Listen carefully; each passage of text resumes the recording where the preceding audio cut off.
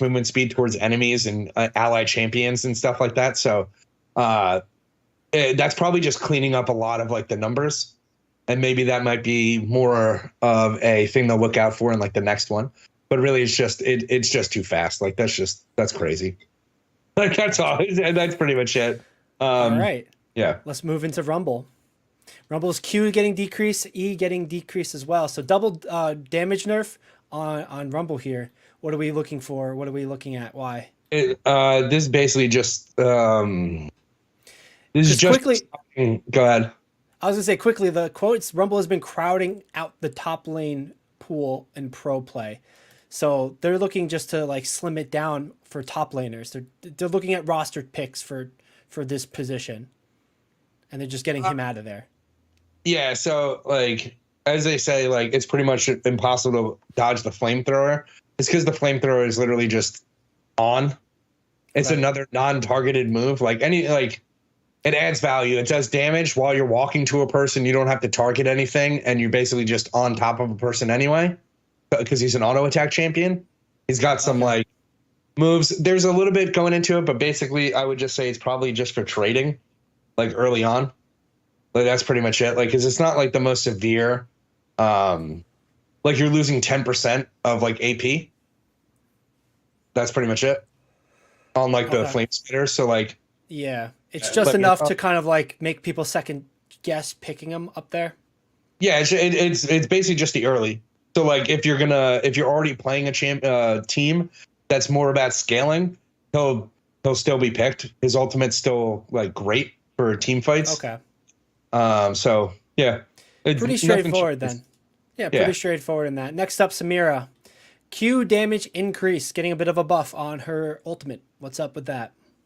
She's another flashy champion. She has movement. She goes in. It looks nice to watch, like, for viewers to watch.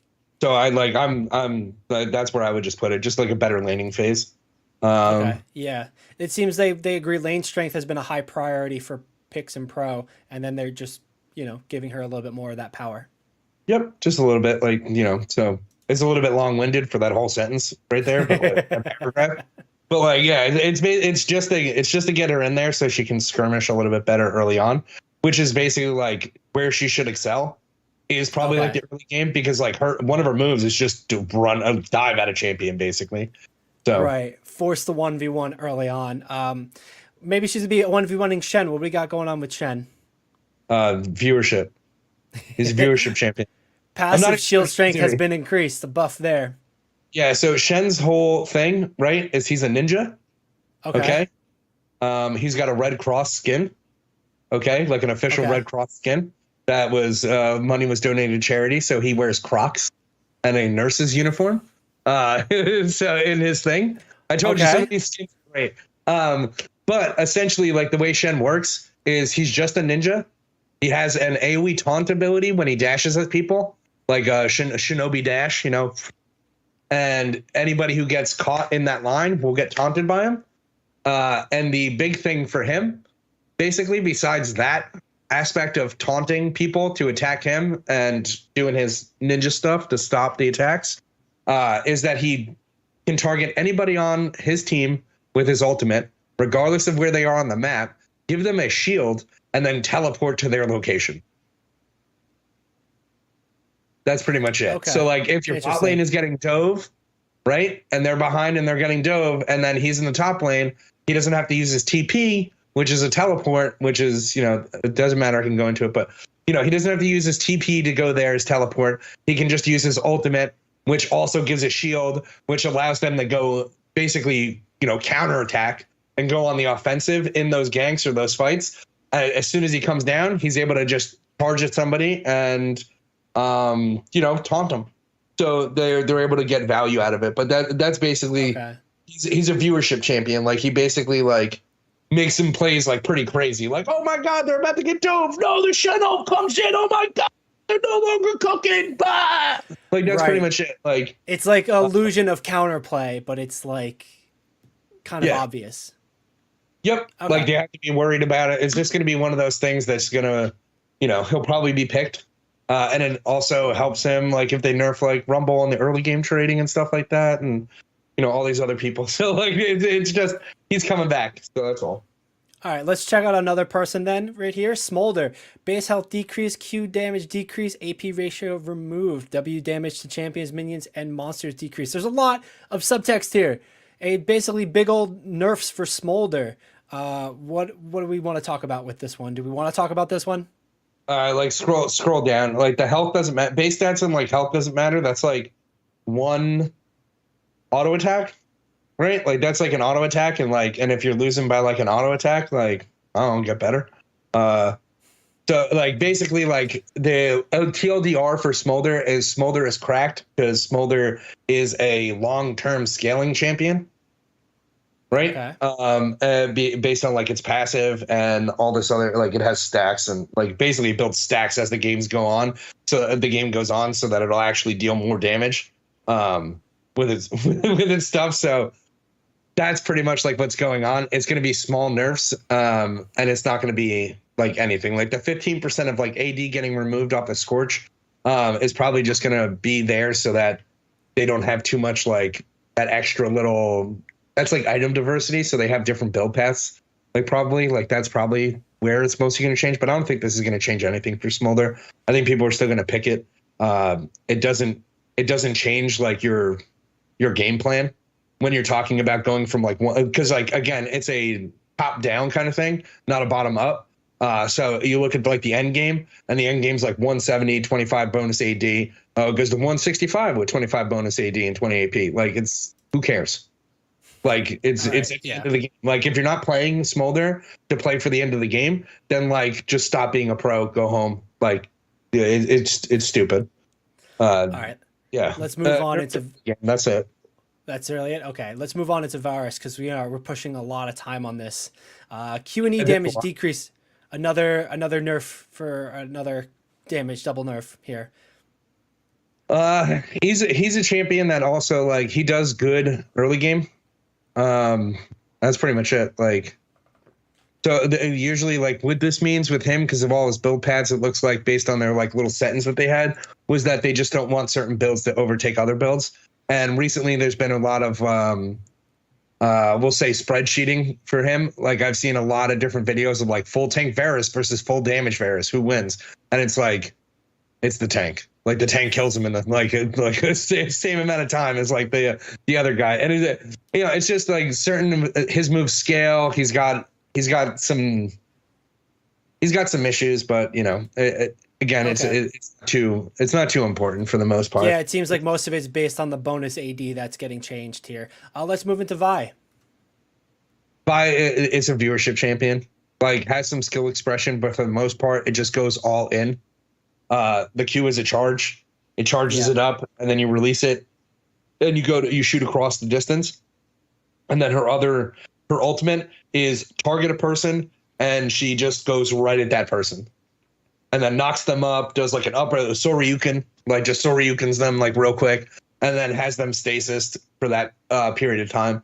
So single target CC that deals damage for the most part. Gotcha. So again, early game stuff like that. So if you look at it, they're just nerfing it a little bit. Like that's all. Okay. It's a strong champion, but it's just for. Interesting because it's a viewership pick generally, like you said, but the reason why they're decreasing the damage here is to give other fighters more room for worlds. So that's a little bit of interesting of a conflict narrative. This is to get Jarvan into the game. Like Jarvan's like, I think like Jarvan's overpowered right now. Like after this patch, like I think people should just be playing more Jarvan jungle. But that's where all the like, little changes tend to just shift the Rubik's Cube. Like that's like kind of how I feel about it. Like there's so many little working parts, but it's just shifting a lot of stuff. Like doesn't really take her out of the game at all. Like if we were to look 145, like 150 to 145, no, it's just early trading. Just ends up being key. And so it's like clear speed, how like if you fight another jungler, stuff like that. That's a lot of the balance issues for junglers. Is always going to be within the first 15 minutes. All right, let's move into the next champ here. Viego? Viego. Correctly? Viego, okay. Base AD increase, Q damage to monsters decrease. So it sounds like they're kind of slowing down the creep Yeah, so clear and then quick speed. increasing just damage. Yeah, he's a jungler. He's got a game based on him, you know. First he started off as an item, just to give you a little context, called Blade of the Rune King. That was an Okay. item in the game. It's still an item in the game. And then we finally got him as like a champion. And look, the bonus damage to monsters 20 to 15. Like it's one more auto attack. It doesn't matter. But guess what? Gotcha. They buffed his auto attack damage, and he's an AD champion. So like, like a buff everywhere else in the game, right? And then like meh on jungle speed. So like in that he'll way, slow down by a couple seconds, but nothing too crazy. In that way, it just sounds like they're just placing the power, shifting it from one thing to the other. Yeah, for the most part, it's nothing too. It's again nothing too crazy, and it's only on the queue. So true. Okay, let's move in. I think this is the last hero. Sure. Viewership champion. He's a viewership champion. Jin Zhao is he's great. I like him. But he's another engaged early game fighter. He has knockups. He has a dash to you and stuff like that. He has good trades early game. And like, what are they saying? Is extremely straightforward champion. They're saying they're shipping some lower MMR skewed buffs, so they are kind of buffing it in the sense for like bronze, basically. So like basically just change him like so he doesn't fall off at the end game, and like that's pretty considerable. Just like the 16 damage, that's pretty decent. But again, like the early game got a little bit of a buff. Like rank 2, dealing with getting buffed. You know, it stays the same at like rank 1. So, but you know, depends. Maybe the leveling skill ups will change on like the power spiking depending on move might change, you know, based on this. I don't main Xin Zhao, but like he might level up his Q. I don't know if he levels up his Q right now. Personally, he might level up his E or his W because his W heals. So maybe it just changes which skill gets leveled up first for this. So it might just be the Q gets leveled up first, which is the 3 Talus Strike, obviously. 3 attacks. The third one knocks him up. But you can scroll. Okay. And then actually the last hero, Zeri. So just passive damage decrease. She's very mobile. So it's one of those situations like, no, just combos with the stuff that I was saying like earlier. Like we have more stationary ADCs getting slight buffs and other zone control junglers coming into the mix, which allow for less stationary champions to do more in the fights. And so if you have a person who moved around a lot and did damage, and you're just like nerfing a little bit of their damage, usually just means that like, you know, not going to, that's all. It's just another piece of the, not too much matters. I know. In this. There's a lot being said here for just that. She seems to be an enabler character, right? Like, yeah, it's not really like an enabler. It's just one of these frustrating champions that basically like goes through like walls and shit. Like she just has like this stupid ass mobility and also generates a shield on herself. And like, it's frustrating that you dive on the ADC and the ADC is like, sorry, I jumped over this wall without using my flash, which is a 5-minute cooldown. So that's all. Like it just removes some of the damage on her. And then we have Ziggs is actually the last champion. A third time I've actually said it, but yeah, passive damage to structures decreased. All right, so like this is fucking huge. This is fucking huge. This is the most huge fucking patch notes in this whole entire thing. Okay, and it's at the end. Why is it nestled on the bottom of all this? I know alphabetical, but come on. Yeah, why is it because people probably don't see this as like they see it as like a nerf. But so right now, like Ziggs was by far one of the best ADCs like to play. It used to just be like a mid champion, but when we got the additional AP champions going into the bot lane, right? Basically Ziggs came in. Ziggs has great clear for the wave, right? And the whole point of ADCs is to take turrets, and this passive is fucked up. Okay, it's fucked up. It just deals like they need to nerf the W too. Like, they don't nerf the W in this, which I'm a little upset about, but it's dealing extra damage. So look, it cut the damage that it was getting bonus in half to turrets. Like, he was chunking turrets as a little guy. Like, granted, he throws bombs, right? Like, lore wise, like, I get it, but fuck that, dude. I can't, like, he literally just takes turrets, and you don't even know his W. His W is that it's a satchel charge that if the turret is at a certain health, once it gets to, like, it's an execute, bro. It just executes structures. Like, it's fucking stupid. And like, wow, so he has wave clear, he has turret damage, right? And so they're nerfing the turret damage a little bit, but not the execute, right? He just has good value for the game, and especially for the main goal of the game is to kill the turrets, kill the structures. Exactly. And there we go. I'm not doing items. Like, I'm not doing items, bro. Yeah, we've been sitting on the champions for quite a while, kind of going through it each, itemizing. There is one thing. Scroll all the way up. All the way up? All the way up. I think it should be all the way up. It's ready, check, go. That's probably the most important patch note. All right, give me a second as we do this. In the meantime, if you're still with us, thanks for joining us, watching along. We're currently talking about League of Legends patch notes, the ones we're expecting for Worlds. So this is kind of a big deal. We're doing a deeper dive into the patch notes about this because it's going to set up all the compositions and etc. for the biggest tournament of the year. If you do like what you're watching, make sure to follow us, subscribe, all the good things on the internet. It really helps us out and lets the algorithms know that people should be watching us.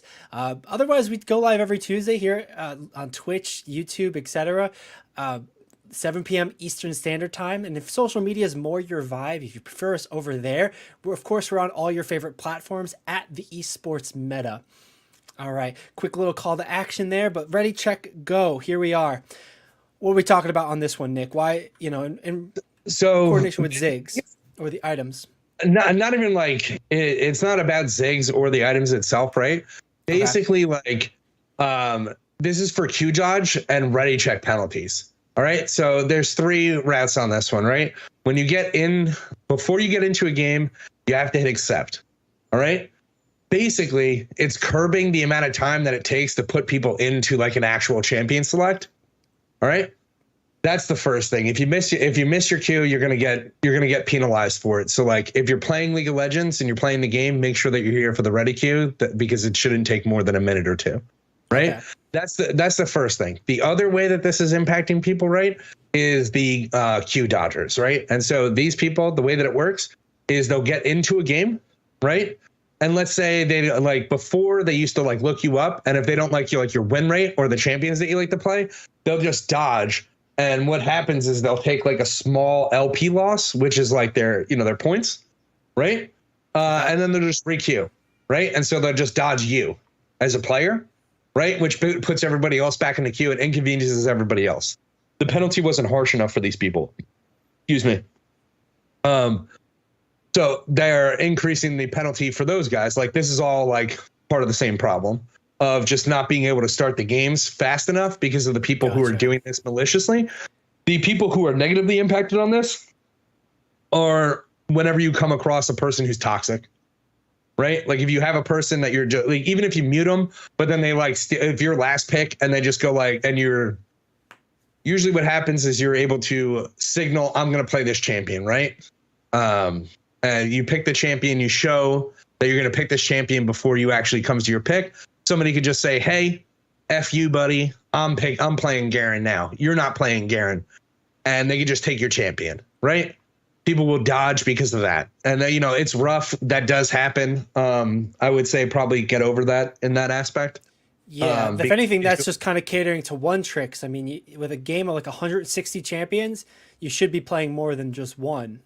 True, but some people do it maliciously is my point, right? Like some people will really maliciously target you in the matchmaking, or they'll ban out your champion instead of picking it. You want to play that champion? Sorry, I used my one ban in order to ban the champion that you wanted to play. I don't care. I don't like playing against them. So it negatively impacts those people who have already had a bad experience and left that queue to get away from those people that were giving them a bad experience. So those are like the 3 opportunities where this affects people. But for the most part, it's really just gonna penalize the people who are repeated offenders, and those are at higher ranks, probably like most of the time. Like if they Okay, catch, yeah. You know the player pool. You know the player pool a lot better up there anyway, too. Okay, that makes sense. This is like an adjustment to change player behavior and penalize bad player behavior a bit more. correct, Okay. and that's it. Like it's a good change overall. It's nice. All right. I think that kind of wraps up all the League of Legends patch notes we wanted to go over, what we're expecting for the World Tournament, what we're seeing here. Any final thoughts, meta-wise, you're expecting to see, Nick, for Worlds with these notes? No, not meta wise. Like I'm not really sure how they're gonna change the game because we have 14.9 and then 15.0 is the pre-patch. So and that comes at like after Worlds, like usually like November. So we have two pretty big patches that are coming up. So you never know how this game's gonna change. True. I know we were talking about this isn't the final one, but this was the foundational level of patch notes, small adjustments to kind of start inching us to a direction. And maybe they're just trying to see how the competition goes, see if they can start shifting things up because maybe they want less lane swapping and they can do that with their patch notes. But we'll see how it goes. We maybe have two more of these patch notes to kind of big adjustments for Worlds coming up. And so stay tuned, see what's going on with that. Okay. In that way, let's move into our next topic. Rocket League World Championship just occurred this past weekend, and oh boy, was it exciting. A ton of great games. This was the ultimate tournament for Rocket League this year, the 2024 season, and teams had to show up and show out to win that prize money, and we're going to be going over what happened just now. Nick, you ready for some Rocket League? Yeah, let's go. Let's do it. All right, so last week we were priming you. We ended up getting delayed in our stream. Normally it would have been on Tuesday, but we streamed on Friday, so we got to see some of the tournament live while we were recording this last week, the primer, etc. But this week we get to do a little bit of a retrospect, a recap, a breakdown, and we're going to go over the format, the winners, the losers, the prize pools, and our takeaways from it. So ultimately, too, this was the biggest tournament for Rocket League last year. Actually, this year, this whole past year, 2024. The information was pretty straightforward. Playing for $1.1 million. The tournament was happening in Fort Worth, Texas.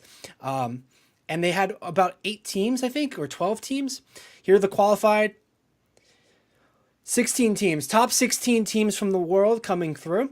We're going to go over the list there. And this is just your basic sort of expectation here. But to more specific how the format looked, it started with a Swiss stage. Everybody played each other to determine records, best of 5, see power rankings, etc., determine the bracket. Then they had a tiebreaker for any of those teams that were looking pretty close, little solid here and there, and then playoffs in the weekend, leading it to championship game days on Sunday. Best of 7 for those championship games and the top playoff sort of situation, just to make sure there was less variance, because Rocket League can be a very momentum-based game. Generally, that's the format for you, how they played it out. It ultimately became a very competitive tournament, and we're going to roll down into our prize pool and winners real quick. So a quick first place congratulations to Team BDS taking first, taking 300 grand for first. G2 Stride second place, $150,000. Couldn't quite make it, but still walking away with a bag. K Corp Team Falcons third and fourth place, 99,000. Nick, is that a little bit of an insult that it's not even 100,000, that it's 99,000? Yeah, it's pretty trash for that. Like that 1,000, like that's pretty rough.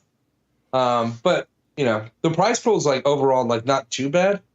Right, it's over $1 million, but like they have so many tournaments throughout the year that are so valuable. So like, right, for them, it's not too crazy for the prize pool to actually be a lot, like not a lot lower, but a little bit lower, just because they have so many throughout the year. Yeah, and this was the biggest tournament for them of the year, right? Like we just came out of EWC Esports World Cup. They had Rocket League there. There's a decent prize pool there, but this is like Rocket League's World Championship. This is the marquee event for this esport, and this is a really solid $300,000 to win this. I think TBDS won EWC, and then here they are taking first place on It's all figured out, man. Like, I don't know about that. I don't know about that with Rocket League, but let's roll down into our brackets and participants here. First, just going over the teams that played. Gentle Mates, they had previously won a major earlier this year. We're talking about Team BDS, Team Vitality, Carmine Corp, G2 Stride, Genji Mobile, Space Station Gaming, OG. Moving forward, more power, Quick Trip Pioneers, Furia Esports, Team Secret, Team Falcons, Oxygen Esports, Gaming Gladiators, and Limitless. That was all 16 of our competitors that made it to this World Championship. They had the invites. They performed earlier this year, and had to come to this tournament to show out and make that money. Moving down, going into the overall records for the group stages. We were talking about this last week because we did get to see some of the games, and we saw how starkly of a difference it was from the top half to the bottom half. But in those middle sections, we did see a lot of competitive records. G2 Stride at the top here going 3-0. Right, winning 9-2 of the games and having a +7 goal differential. But when you get down to Space Station Gaming, number 8, going 3-2, winning 9 in 8 of games and only a 1 goal difference, like, it really cut it close. It really made the difference. And on the losing end of that, potentially, you've got a Team Vitality only going 2-3 in their games, playing 5 games, whereas some of them were only playing 3 games, going 11-11 in their record, not quite breaking out, and just being even on the overall goal differential. Winning some, losing others, and just not being able to make it matter. So pretty big difference from the top here all the way down into the bottom here. 0-3 in Gaming Gladiators, huge difference, naturally, of course. But that middle section, super duper competitive, super duper close, really bringing games to the farthest it could go. Maybe some sweeps, reverse sweeps in that way. Literally 11-11. That's heartbreaking, man. yeah, I mean, dude, look at Carmine Corp though. They beat every they beat so many people. Scroll up, and then they didn't face they only lost to Furia Esports. They didn't even face Team Falcons. They no, you're right. You're right. They That's lost a shame, to Furia. Well, let's see how they do. Let's go down to the brackets because this is just the first part of that, and it was a bit of a tie. Carmine Corp was in 4th place. With the same record with Furia. So they had a bit of a tiebreaker to see who was in 3rd and 4th overall. So a little bit extra there. Let's go. We're going to pass by all the rounds and we're going to bring us down into, there's a tiebreaker and you can see Carmine Corp over Furia and then Furia losing to Team BDS. So right now we're setting the stage that Team BDS in the 4th, 5th tied seed, going back up to the bracket real quick. Scrolling up. They were seeded 5th place out of the Swiss. 3-1, 10-6 overall, +4 differential, losing only to Team Falcons here, but beating Genji and a bunch of other teams here. Then getting down into the tiebreaker round. Where it is again, there we are. Having to face Furia after Furia just lost to Carmine Corp, K Corp, real heartbreaking slide for Furia, just getting slid down and going from a potential 3rd place down into a 5th place. Team BDS getting placed there, and then we move into the brackets. Anything to note there for you, Nick, or should we just move into what we see on the bracket round? Down, look, G2 fought Carmine Corp. It's not listed up there. Well, the first up there, that was Swiss stage.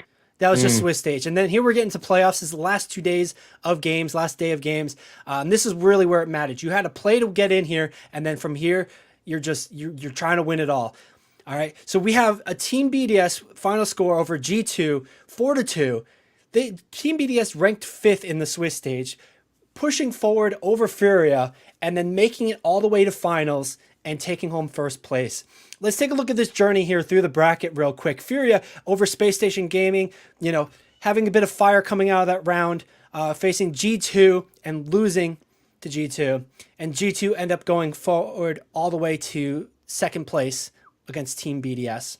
right? And then on the other end here, Team BDS getting the first round bye, but because of that win over Furia, it might have been the difference maker, might have been the game breaker here, beating G2 off the bat here. Team Falcons and Carmine Corp playing. Carmine Corp handing it to Team Falcons 4-1, but not really able to do much with that until the grand final there.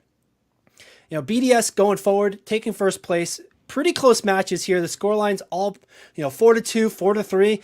I think the one that stands out is that Team Falcons. They got a whooping on from K Corp, and maybe it was just a bad game. Maybe they got a little unlucky in that upper bracket, or maybe their strategy. They wanted to go down to the bottom round, the lower bracket, and fly like a phoenix to rise from the ashes. Could you imagine, man? If they were just like, let's go into the losers bracket real quick, have some fun. Dude. Like, strategy on that is wild. If that was the case, where the coaches are like, yeah, let's just throw this game. More than likely, they didn't. Here are they only took one game on DFH Stadium. Everything else, pretty decisively the other way. The closest game, Forbidden Temple, went to OT and was won by Carmine Corp 4-3. Utopia Coliseum won 5-4 by Carmine Corp in OT as well. So like pretty close games, but like, otherwise it was K Corp's map showing. Like they had the poise and position, it seems like, from the get, and then just didn't really give it up. You just went full robot on me. All right, sorry about that. Well, K Corp really just like making the show here over Falcons, took the advantage, held on to it, and just brought it. And then Team Falcons lower bracket, just knocking some doors down until BDS took them out. So again, congratulations to Team BDS, first place winners.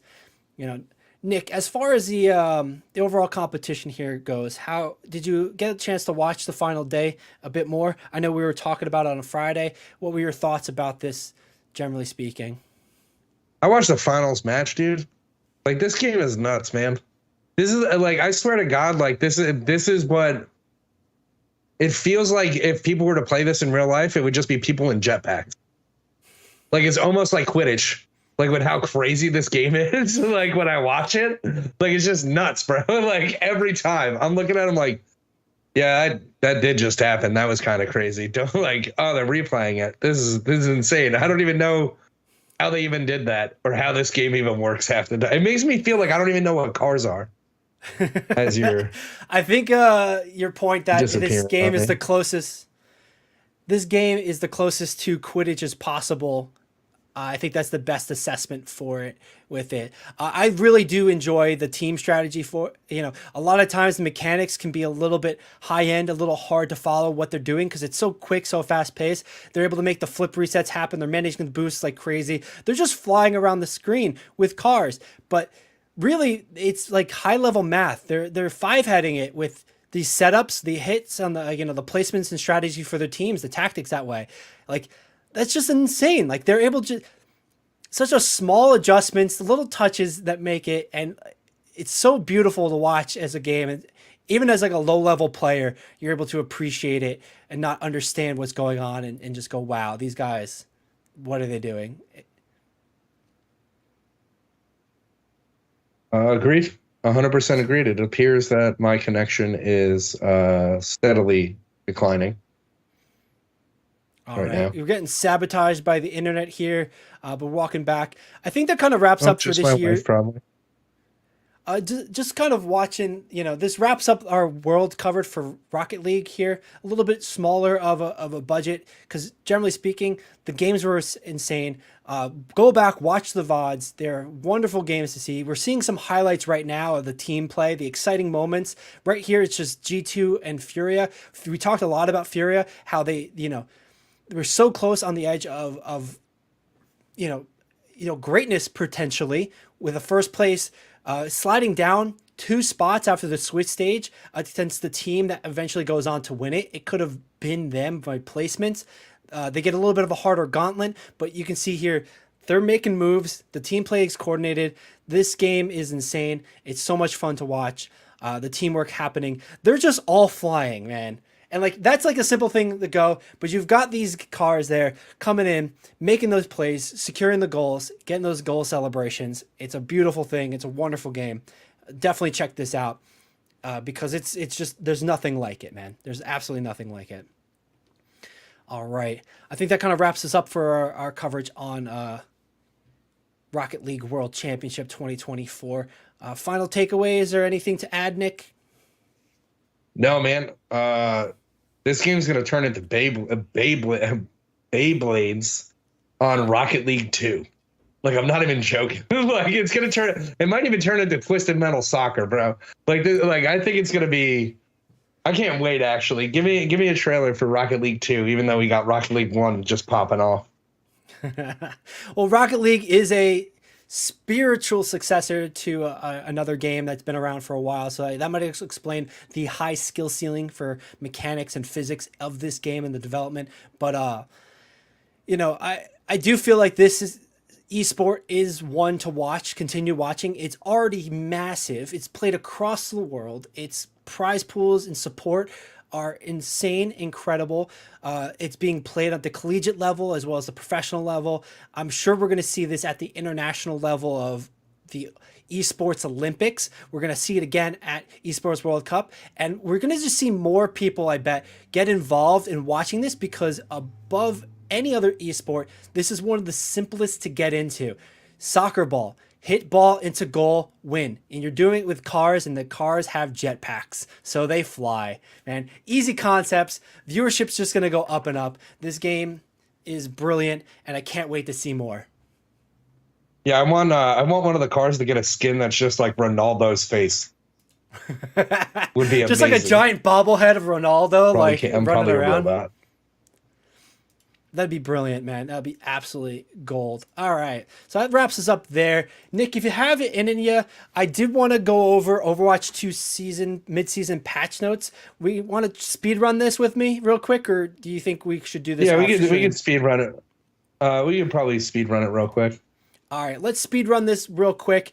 Today, Overwatch 2 had their mid-season patch notes for Season 12. This patch notes is a big deal because it's adjusting some of the big complaints we've seen by players, as well as this patch notes is setting up an expected meta for Stage 4 OWCS, and really the one that's going to make or break how the tournament's going to play and how some teams perform during that, right? So let's jump into what we saw today and kind of speed run. Overall, we've got new patch notes. World of Warcraft skins are now available. Roll queue mystery heroes changes being added to unrank. Deathmatch being moved to unrank out of the arcade or into arcade, etc. So not really important, but kind of changes. Competitive drives, limited time event that's going to take place at the end of the season, and it's going to just incentivize players to play at the end. Get a little skins, get a little knickknacks and digital content for free for playing the game to try to make sure that end of season doesn't feel as wonky. We're going to go into the specifics later on, but we got to skip ahead and move into something else. The general updates and the hero patch notes specifically. First and foremost, general armor flat reduction has been decreased from 10 to 7. We talked about this when we first did Season 12 patch notes. Armor played a huge part in everything for this season into the tank buffs. They've basically buffed it from 5 to 10 initially, and here they are bringing it down to 7. So this is going to change and tune the survivability of every hero with armor, and predominantly that means it's going to change and tune the survivability of tanks a little bit more. Bringing it down to 7 I think is a fair kind of point. Let me move the screen because I'm just realizing now. There we go, full view now. Dev comment, the recent increase to armor's effectiveness improved the survivability of armored heroes more than they liked it. So they're turning it down to a middle ground value. Any thoughts on this one, Nick, or, pretty straightforward? Because I think this is a win. I think this is going to be A-okay. Yeah, I think the overall reduction on the armor is good. I'm not sure about the next part, but the armor is great. The armor flat reduction is fine. They were probably a little too heavy-handed by doubling the actual reduction. That's kind of silly. Let's double it first. Well, it was a survivability issue with tanks. Tanks would feel like they blow up in a second as soon as people looked at you, which happened a bunch. So this patch was about changing that perception. I can see why they maybe overdone it, but we can see then the counter swing on that was that it made D.Va a nightmare. Absolute menace. Half the HP is armor and like so much reduction. So this should help nerf her just straight up, but we'll see how it impacts some of the other tanks and the survivability, etc. Now let's move into the tank roll. The tank roll passive knockback resistance has been reduced from 40 to 25. The comment is this knockback resistance value has changed a few times. With Juno entering, they're bringing more sources of speed for rushdown teams. We'd like to make the tanks more susceptible to displacement. So it's an indirect buff to like a Lucio, maybe a Venture, couldn't remember her name for a second, and like D.Va boosters, etc. Gonna move forward. Nick, actually, real quick, you said you didn't necessarily agree with this one. What's your thoughts on that, real quick? Just from a flavor and play standpoint, like I think the sentiment of like I want to be able to knock around the tank is there's only one, right? Like let's say like the other person's like Winston. Like you really want Winston to be juggling a tank? Like really? Like you want the monkey to just juggle a tank? That's weird. So like I think tanks should be like a little bit more immovable. Like they move on their own accord, they die on their own accord. Like but. And that's kind of a good point with the Winston thing. But I could see how like a Winston is a little bit more oppressive with dive when like a main counter, a good counter to Winston dive is you coach gun him out, which isn't a boop. I guess it is, or like you. Brig whip shot them out. So like reducing that a little bit or enough was a good thing for that counterplay. But yeah, like, will this make a difference in that? It's a good question to ask. I mean, doesn't this just make more sense that it's really it's really negative, like doubly as negative to champions that aren't movable, right? Like Roadhog, Reinhardt, like they're just going to be knocked around because they really only walk everywhere, right? Yeah. So that's what I mean. It seems a little ridiculous, and maybe just change, certain champions instead of changing all tanks with a broad stroke. That's a real. Yeah. Sorry. Go ahead. No, I mean like my point being is that like changing individual tanks differently probably makes more sense, because if D.Va's the issue when it comes to like increasing armor because half of her health is armor, then maybe change fucking D.Va, bro. Like maybe D.Va's kid's the issue. Like it's pretty stupid to say, well, Reinhardt's gonna get impacted by this because D.Va's doing some cracked shit. Like that's stupid. And I always bring Reinhardt into it because he's like the baseline of a tank, right? He's a shield. He moves slowly, and except for his like one little charge that if you hit it, you probably inted, right? Like so, like it's so that's really like my point. It doesn't really make any sense. Like give context instead of saying like all tanks should have this happen to them. Give me the context of the specific scenario.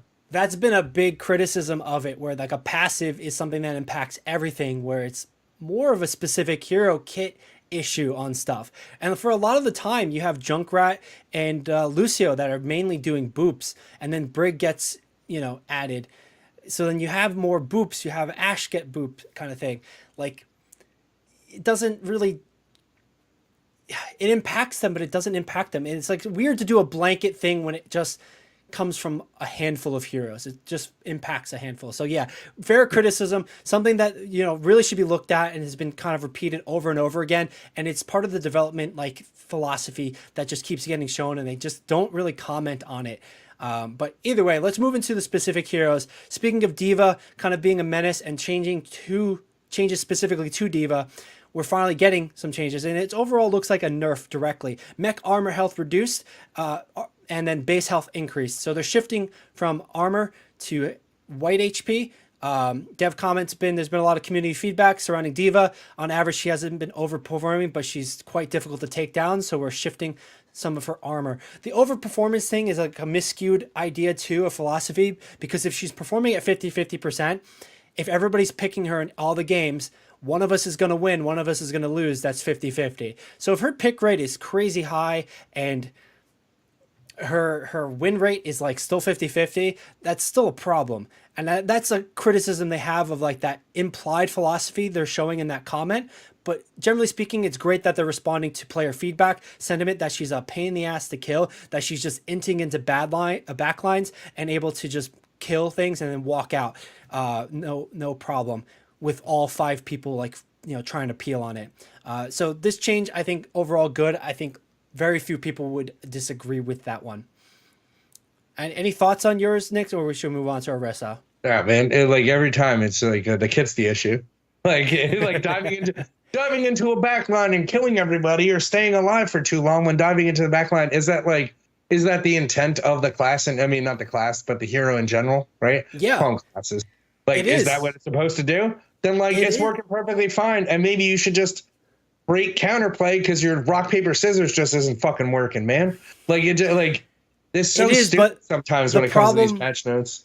But it is because it was designed for Overwatch 1, where you had 2 tanks. So you needed a second tank. She was the coverage tank and then the bruiser tank. She'd hold flanks. She'd peel for your backline and for your team, and like just for somebody who's making a play. And then she'd also then like rush down somebody or push down somebody as like a bruiser sort of stuff, right? So it worked perfectly fine, and it was fair and adjustable in Overwatch 1. But in that same way, she was constantly played. I think she was one of the most played heroes in Overwatch 1 tournament wise, whereas she was constantly in the meta. She was always your second tank, etc. So like her going to a single tank Overwatch 2 solo tank style, it's a problem because she either doesn't do enough or she does too much. So it's a kit issue. Sorry, go ahead. I was just going to say she's a kit issue, but it was done by design, but it was done by design in a different format. Do you think it's mostly due to the fact that Defense Matrix is fucking broken and needs to be removed from the game because it's fucking cracked? And it probably shouldn't be in the game because you can't balance it.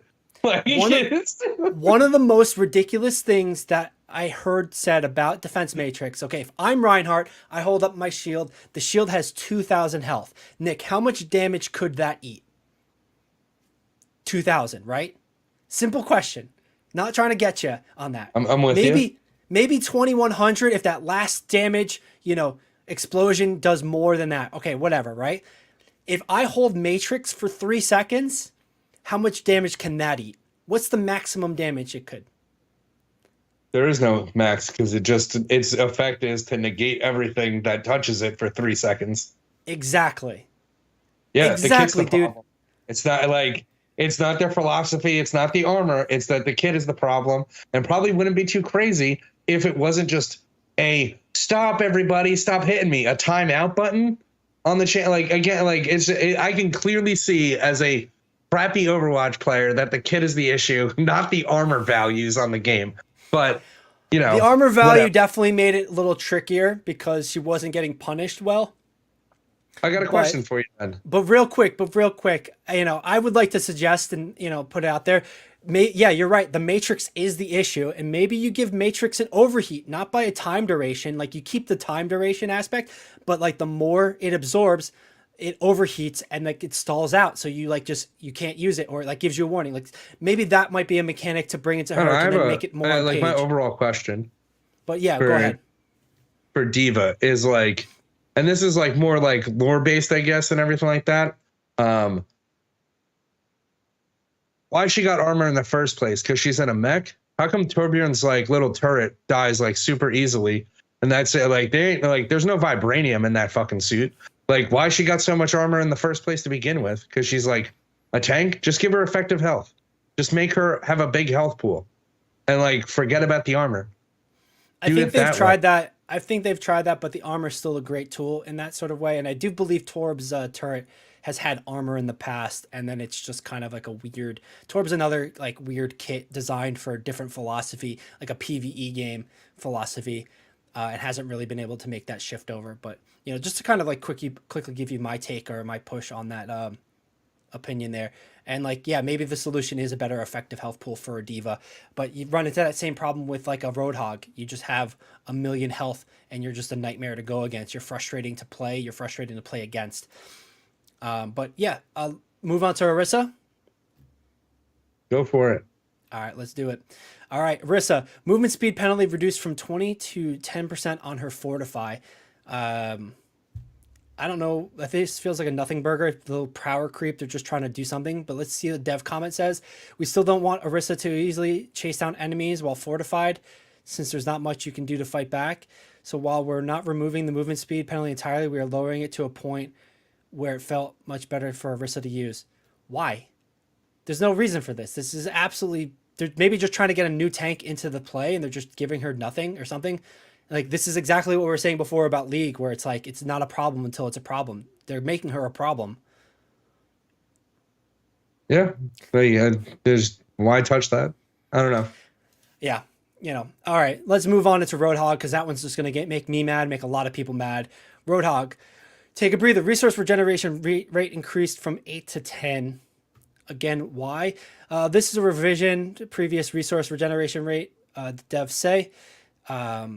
There were several adjustments to reduce the power of visibility, but they may not have been necessary as Roadhog has been underperforming for some time now. Again, man, and like this kind of goes into like the kit thing. Like the kit's the problem. It's not the duration of breather that's a problem, the resource of it. It's his kit, and it's how frustrating it feels to play with it and frustrating to play against it. It doesn't feel good when he's on your team. It doesn't feel good when he's on the enemy team. So, sorry, I'm breaking in and out real quick. But right, yeah, like, what are you thinking, man? What are you thinking? From an outside perspective, I like this it all seems like subject of like multiple different kit issues just in general. Roadhog himself is like an unarmored target, right? Okay. Like maybe the situation just becomes maybe your DPS need to be a little bit better. Like you pocket your tanks into like armored, unarmored, and like into different categories, and then your DPS are what need to like, I don't know, but like it seems like maybe he should die to snipers, like people who don't like he's an unarmored target, and so maybe he should just take more damage, and that way you switch into your DPS just switches instead of being frustrated that Roadhog doesn't die. You have to switch your team up in order to deal with the Roadhog. I don't know. Like but that's like my perspective. Like I think. Right, the idea philosophically is that you break the tanks into or characters into raw health, armored health, and shield health, which is kind of what we have now. But then that raw health is, I guess, weak against longer range stuff, like a sniper shot, a Hanzo arrow, even Ash in that like longer mid.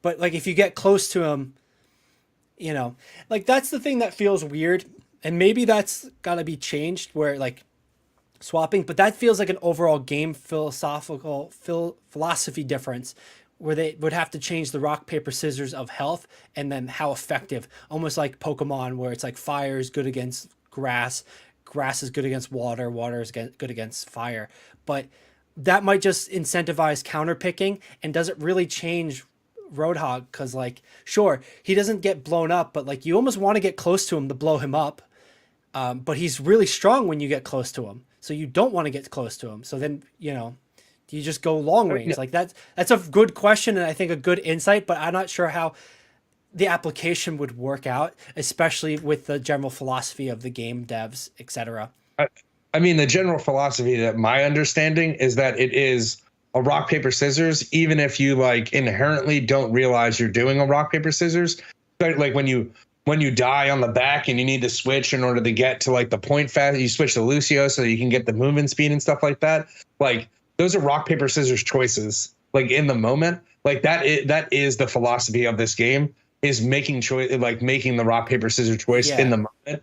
So like, I think that would probably be a bit easier way to like balance their game and, whatever, but like, yeah, I know. I just like the one pushback I'd have on that is like you don't want too hard of a counter, because you'd still want them, like you still want a soft rock paper scissor in that way, like a somewhat soft rock paper scissor. So, and like this is an area where like philosophically they could change it, adjust it, and maybe make some positive impact. But like I'm not sure how the implementation would look, what they would do, etc. around it, because then you'd have to change the effective health of others. Sigma is another like mid-range thing with shield though. And like talking about Sigma has shield health.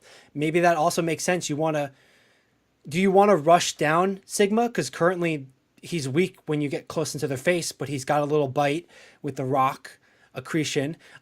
Or do you want to long poke him, which is kind of, he's strong against too, because he has the shield that he can just like block off damage for, right? It's an interesting sort of question overall, and an interesting idea to maybe play with and maybe talk about. All right, let's move into Sigma and what changes happened here. Hyperspheres impact damage has been reduced from 25 to 15. Explosion damage increased from 30 to 40. So switching 10 damage from the direct impact and more into the AoE effect, probably just rewarding a little bit more of the bounce plays or the overshield shots, and then no longer deals damage to self on this one. Dev comments here: shift damage hyperspheres directly impact the explosion component to improve the effectiveness of air burst when playing at max range and trying to threaten tightly grouped. Okay, so they're just trying to give a little bit more of a threat to grouping up against him and a little bit more range stuff.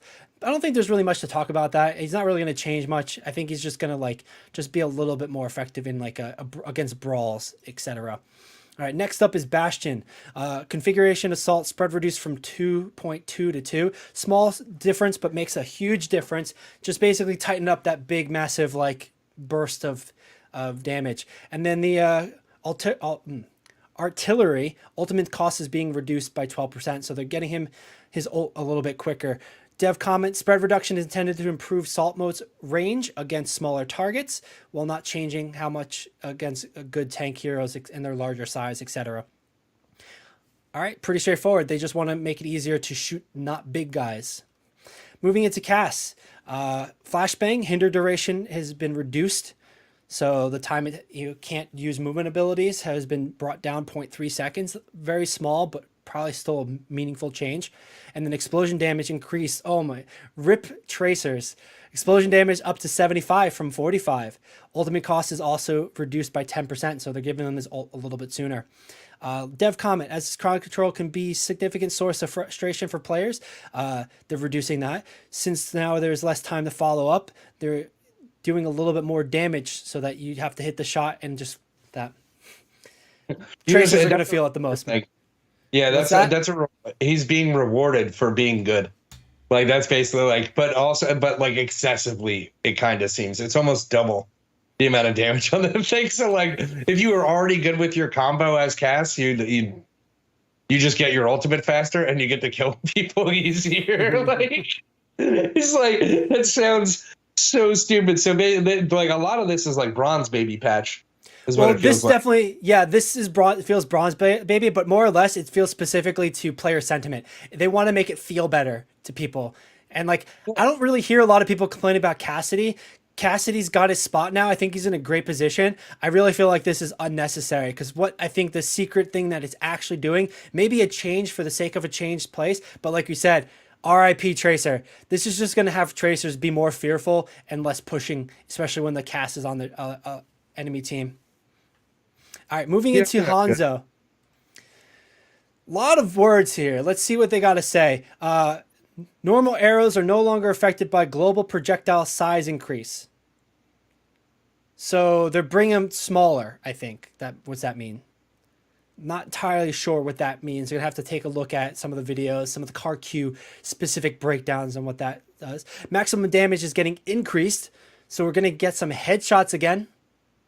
But I'm not sure if I like this because it's, spam the choke again. But, maybe with the larger health pools, the squishier characters are really just, the 225s are worried about. Then time to fully increase has been increased. What does that matter? You're just going to shoot an arrow slower down the thing. Not a big deal. So let's see what the dev comments are before we start roasting this one. This changes restores Hanzo's one-hit headshot kill against 250 health targets, like I said, though it will require more accuracy. Okay, they are confirming it's a smaller projectile. More accuracy is not going to matter because you're just going to spam a choke and that unlucky, and that's the thing that felt really bad, why they changed a lot of projectile sizes to begin with. especially for lower ranks, etc. It's just, and that, but okay, maybe he's just a spam area zone. Moving on. It's now slower to charge in the slower projectile to reduce the frequency of projectiles being thrown out. After trying the recent iterations of Hanzo post Season 9, we feel that one-shot capacity is too essential to the core gameplay feel of these sniper heroes. Okay, kind of fair. A lot of frustration on that. But they're limiting the smaller range of heroes that could be 225, added some texture, but it wasn't satisfying enough. Ultimately, so they're bumping it up to the 225 hero things.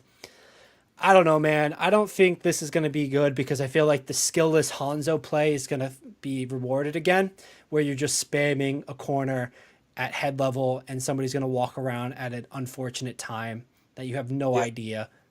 I'll tell you right now that the stuff like this, when they bring back the one shot for Hanzo, is specifically because the skin sales for Hanzo have had a dip over the last 6 months. I'm not even joking. I swear to God.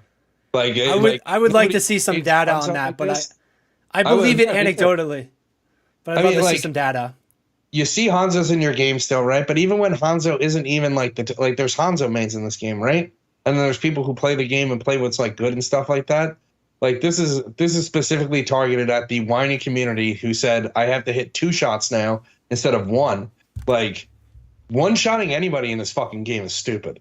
I'll tell you right now, like it's a futuristic fucking game with monkeys who turn into rage monsters and can talk.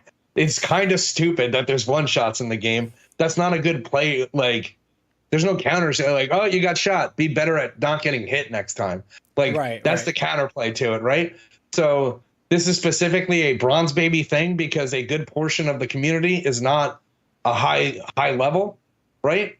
And this like negatively impacts high level play, whereas it does not negatively impact like low level play. It just increases like them just killing people. Well, in that way too, I think it kind of lowers the skill floor for that cheese part of it, where it's like anybody can sit there on King's Row and just spam that first gate, that first wall for that corner. And like, okay, I'm just going. And like, boom, I'm picked immediately, like it's just, oh, I just moved at the wrong time. Like I'm supposed to know he was, like there's no counterplay. There's no knowledge signal. And it's like that one shot part of it was frustrating. And it's like, oh yeah, you just got to go,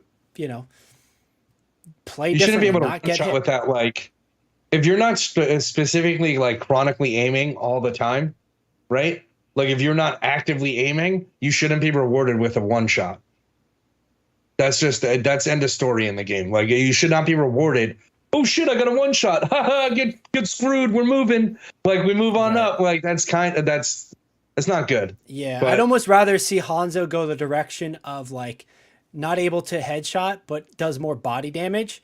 And then it's like a 2 body hit or maybe 3 body hit, right? Like try that out, see how that plays, because they didn't really do that this past one and it didn't work. Like speed up the arrow, speed up the fire rate, do more damage or something like in body shot. So at least I get hit, I can react. Oh, he's spamming this choke. I can move kind of thing. Yeah. Another idea that I did see that I liked was somebody suggested giving him another ability, maybe on the reload button, where you put a weighted tip, right? Like, so that it does more damage, but it'd be just that one shot. And, that would warrant a headshot ability to one shot somebody, but like it had to be accurate. Because right now you literally just fire everything. You storm arrow, you fire everything down to choke and you just kind of spam head level on that. And it doesn't feel skilled. It doesn't feel good. It feels frustrating to play against. I know Hanzo players, and I've done this before, where it's like, oh, I got that dink from across the map, get wrecked kind of moment. And like, you feel good about yourself. But like, I'm the first to admit, it's like, okay, what did I do? It's like, oh, I got a noob who didn't know I was playing the game.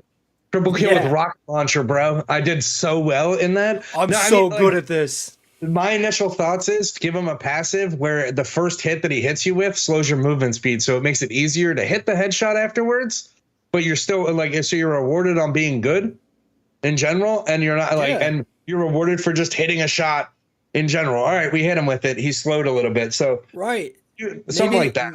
Maybe the part of his passive is like a bleed. So instead of doing a full one shot, you bleed out a little bit. So initial damage and then a bleed so that you have time to react. Your healers have time to react. That is way better than just spamming head level this. And that, like, still kind of sucks. But anyway, we can probably rant about this for a while. Let's move into any other characters that we have here. Venture. Explorer's Resolve. The shield health generated by her abilities have been reduced. I'm guessing just making her a little less tanky, a little less brawly in the fight, just make more punishable. Comment is, as highly mobile damage hero, Venture does not quite need as much shield health from their passive as they currently get to be successful. Even though they are a close range hero, their ability enables them to close the gap, move in, move out. So maybe they're just kind of mindfully seeing how players are playing and feeling her out as like one of the newer characters, getting better at it. But yeah, I don't necessarily disagree with this one. I think this is probably not going to change much. People are still going to play it as is. Any input on you? You can shoot her when she's underground? No. Can you shoot? You can't. Okay. Okay. You can shoot her as she goes. You can shoot her as she goes in. This effective help is when you use any of the abilities, the drill dash or the burrow, you get HP, shield HP. Why does she need them? And why doesn't Reaper need them? Generally speaking, she needs it because she's going to be brawly in their face, so they wanted to give her more effective health pool to stay in the fight and fight there. The Reaper question is a good question. Maybe that'll be a part of the rework that we're expecting coming up in the next season or two. But yes, he used to have lifesteal. I think he still does, but it's kind of like whatever now, where that effective health from the lifesteal let him stay in the fight. It wasn't given as shield, it was given as leech. Yeah, I mean, just that's like my immediate thought is like somebody else who like gets in people's faces does have a movement speed ability that is untargetable, right? Like, why doesn't he have a shield? Oh, he doesn't need it?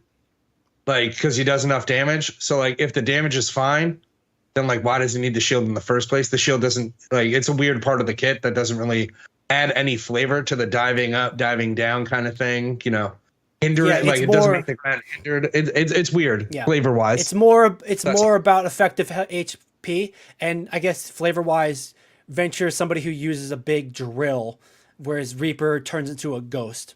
So like one uses more of a technology mindset, so shields are technology flavor. I don't know. We can go into a full lore drop, RP drop, but let's move into supports here. Moira, Coalesce's damage has been increased. She didn't feel threatening, so they're trying to make her be more damage based Moira. All right, cool, bro. I don't think it's really going to change anything. Life Weaver, maximum ammo increased on Thorn Volley. Increased firing duration of Thorn Volley will give Life Weaver more damage presence, and it lines up like it's fine, but like I don't know. They're going to do that. Like it's kind of going against the whole philosophy of the design initially, which he needs a big change, but I don't think this is it, bro. I don't think this is just going to make him a bigger pick overall for stupid reasons. The charge up shouldn't exist. Like in general, like it shouldn't exist. It should just like, maybe it should just be like a toggle kind of thing for like when you're healing, like you toggle and you use more or you use less because you don't need it. And then you just have to actively think on that. But the charging aspect is like really not fun. You're like, talking about the primary fire, the healing, right? Yeah. Like it's just not, it's not fun. So, and like the auto charging, it's just like, it's a stupid Band-Aid. Yeah, it's still going to be awkward to switch back and forth because he uses the same hand, right? Yeah. When he does it animation wise. And like, that's been something they've been stuck on the whole time. They really should just Moira it where it's like one hand heals, one hand damages kind of thing. But generally speaking, his kit is all passive, defensive value, reactive value. It's been designed that way. It's been slightly adjusted. And like the platform change was an excellent change. This change, I don't know if it's gonna make people more like damage based. It's not gonna make him more proactive. It's not gonna make him more aggressive. If anything, it's gonna make him slower to react, which then makes your teammates mad at you. But anyway, let's move into Zen. All right, a lot of words in the dev comment there. Let's see what they have to say after we check out the changes. Destruction Orb damage has been increased from 48 to 50, a small damage increase on the primary fire. And then Orb of Discord cooldown has been reduced from 7 to 6 seconds. Small change, but probably testing the waters on that. Probably mostly for tanks. Zen hasn't been played at the pro level. It's just not worth it. That extra damage, which would be great for a bigger health pool is probably not worth it because he's got no utility for his team and he just gets dove in this Diva Winston meta. Let's see what the devs have to say here. With the current addition of more speed boosts in the game, Zen and generally more poke-oriented team compositions by extension have fallen off a bit due to how immobile and vulnerable be. Also, on a note, poke-heavy comps were a big deal because players are lazy. You get so much value from just poking and just like, being here and then bop, bop, bop, bop, bop, bop, bop, bop, right? Like, why do I need to run to you to do that? Do you have to do that for dive? You have to do that for rush and brawl. Poke heavy comps like has been some of the biggest percentage of comps played because it's easy. So yeah, they've fallen off because dive has gotten faster and brawl has gotten faster, and then Zen is a glass cannon. So just kind of add that point in where it's like poke is like a lazy comp, but like it's lazy because it's effective without really having to do much. All right, moving into the rest of the comment. We tried increasing his health in the past, but it's proven problematic. Definitely so. So instead, they're trying to lean into the glass cannon aspect of it. We're improving his damage this time, which should enable new break points, and how many shots are required to eliminate. This might be fine, might be fair, but I don't think he's going to see any pro play in the stage here. Nick, any thoughts here on what their comments here? There's another champion with the kit. Like the kit's the issue. Like the kit's the issue. They need to rework them. It's Discord orb that's the problem, and that's before with tanks it was kind of like harsh, but like it'd be interesting to see because he hasn't been played this patch where tanks are kaijus. It'll be interesting to see if it makes a difference, that much of a difference, because you would just be nuked, and he was one of those hard meta comps in Overwatch 1. Like just everybody would play him every chance they got. So yeah, I don't know if it's the kit, but... So I mean, like every single healer in this game should actively have to decide if they're healing or dealing damage, right? Not just some of them, all of them. Like that's all of them. Their supports, they should actively have to choose how they're helping the team. Either they're helping them with healing or they're helping them with damage. Like, and there shouldn't be a case where they're doing both at the same time. Just personal thoughts, but it's a fair idea too, and like the what's it called, the negative here is that he can put on one person each of them, but then it doesn't really do as much healing or as much damage.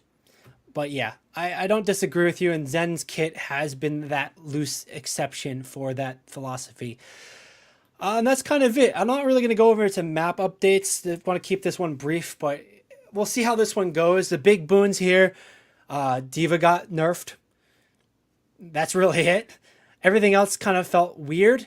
Cass kind of changes. Zen change here. Venture change. Like, they seem to be maybe pushing one idea or the other. Nick, any specific walkaways on this for you? Or we're kind of good? Like, just the Diva, glad she's been nerfed. Yeah, just Diva. Like just change some of the kit, man. Like, some of these guys' kits, like, turn Zen into an actual DPS is what you should do. Like the overall sense of like when you're talking about a support to say like, hey, we're going to lean into the glass cannon aspect of this support, go fuck yourself. That's like what I have to say for anybody who says that. Like, I'm not even joking. Like, from a full gamer perspective, like you're telling me like the healer has a full glass, like we're going to go glass cannon on this healer now, guys. Fuck yourself, bro. Go fuck yourself. You need to get out of the room because we're in the support talks and you're talking about DPS. Like, it's like, right. So as far as I'm concerned, like, that's silly. If they, and they could keep his heal as like, because like you have soldiers that put down a heal station. It's a brief temporary heal. They could even keep that orb of healing as a DPS. But like, yeah, then you start contradicting lore, etc. I don't know. Lore. It's a design. Like lore. They don't even care about PvE in this game. They barely even care about their lore half the time. Like, hold on, man. Hold on. You're going a little bit robot, dude. I said to lore. To that. I don't play anything in this game for lore. It's not a lore game. It's a competitive online shooter. All right. That doesn't have any lore when I start the game up. I go into a game, I choose the monkey. I don't know anything about the lore. I have to go diving for the lore. I got to read a book outside the game for the lore. Like, this is more Blizzard's MO. To cut off your rant, to cut off your rant, you say that, but then you get situations that like League of Legends where the lore or the character integrity is so sporadic and changed, where they will put the story inside the client and have it readable for you inside the client on a regular basis. Like, I'm not even joking. Like, if a new story comes out, they got it in the client for me to do it. It's also, but it's also character. Anyway. It's also character philosophy, how it plays. I don't disagree with you. It's a competitive game and it needs to have that identity first and foremost. But then, when you see a character, you should see it and go, I think this is how it works because of the way it looks and the way he moves, etc. So do you think Zen's going to deal damage? The guy who's all about being Zen and enlightenment is supposed to be a glass fucking cannon for lore purposes. He has Zen in his name. He's a fucking Buddhist for the Buddhist robot, and he's a glass cannon is in the sentence. What? That glass cannon sentence is definitely problematic. Do you want a support that's a glass cannon? That's a term that you use for DPS. I think that's appropriate. But having that flavor of he's a Zen monk, so it's like yin and yang, push and pull, destruction versus creation. Philosophically, it's there. Lore-wise, it's there. But then that's also the natural play feel that you get when you should understand how, from that. And we've seen how he's broken. We've seen how he was a super strong character in Overwatch 1 and Overwatch 2. And that, because of the tank changes, he's fallen off. Especially, really, he's only fallen off because now people can get to him faster and he can't move away fast enough. So that's why they're changing him now. So again, that might also be the issue. But here's another character we could probably complain about, and the philosophy around it we can complain about for sure for hours. But we do not have hours. We've already spent a bunch of time here talking about Rocket League and League of Legends, etc. Thanks for sticking with me here on the Patch Notes, Nick. Any final thoughts you want to wrap us up here in the episode? Not just for Overwatch, but the things we saw with Rocket League, with Worlds, for Worlds of League of Legends as well? Or even just back at the beginning, Idaho State University getting an esports team. I think we're in. I think we're right at the cusp of all these colleges that are going to enter into esports, and I think it's going to be a really good couple of years moving forward. And it could be that they're in for it for the Twitch money, right? Because they're all going to start immediately streaming on Twitch instead of YouTube, or it could be the fact that they're really getting into esports and stuff like that, and because the money's there, the people are the kids want it and stuff like that, and the Olympics are there, right? So if it's going to be in the Olympics, so Overwatch, all these ones that were at EWC, that's really interesting just in general. So maybe we got future Olympic athletes going to Ohio State. You never know. This is you never know. Think about it. It's a great point. I have to second that for the most part. It's been great talking with you today. Thanks for sticking around, and thank you for sticking around watching if you're still viewing. We're here every Tuesday at 7 p.m. Eastern Standard Time. We're talking about a world of different things. Right now I'm going to go check out the Race to World first, see how Team Liquid's doing. I think Nick might be as well. But thanks for joining us. If social media is more your vibe, if you want to check us out there, you can see clips, highlights. You can talk with us directly on our social media at the Esports Meta. We're there all the time on all your favorite platforms. So hit us up, send us a follow. I'd really appreciate it. It's free for you guys, etc. Thanks for joining us. Thanks for being here. Nick, thanks for being here. And we'll see you next time on the Esport Meta. The button's not working.